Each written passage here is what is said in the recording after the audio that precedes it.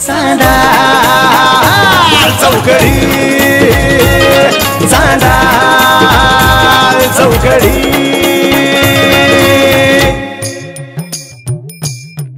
हे वर्ग कुठं गेलं तरी गावात आल्या पहिलं मला भेटा येत आहे.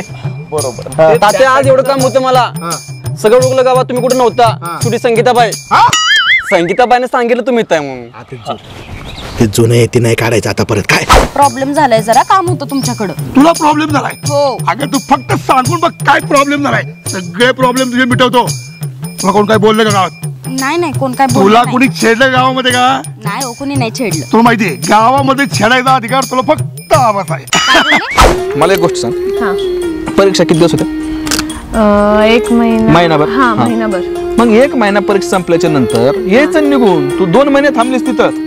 हा तो मामाचा मुलगा मला सोडतच नव्हता सारखा म्हणत होता थांब थांब माझ्यापाशी. मामाचा मुलगा? हो मामाचा मुलगा तुला थांब म्हणला आणि तू थांबली. ए अगं असं काय करते काय डबल गेम तर करत नाही तू?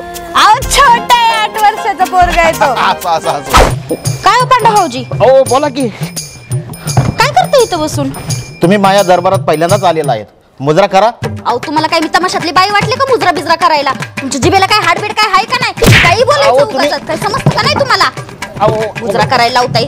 अहो तसला मुजरा नाही म्हटलं मी असा मुजरा करा राजदरबारामध्ये करतात तसा. तुला सांगतो आपल्या गावातली पोरं पुण्या मुंबई कोल्हापूर लांब लांब कामाला येतं माझा फोटो पाठवत घेऊन येतात. तुमचा फोटो माझ्या मोबाईल मध्ये सुद्धा येतात. एक मिनिट नाही बसचं तिकीट आहे राहिला इकडे या जवळ तर या खाली बघा जरा बर बघा त्या अँगलने बघू द्या इकडं. काय काय करते काय नेम काय झालं? किती खराब केलीत ते केस तुम्ही. काय केस काय खराब केलं तेव्हा? अहो किती छोटी केलीत केस. अरे आता काय असं त्याचं काय चालायचं. तुमची केस किती भारी होती हिरो सारखी मला किती आवडायची. तुम्हाला काय सांगू तात्या सकाळपासून अहो हे आमच्या दिसनात कुठं.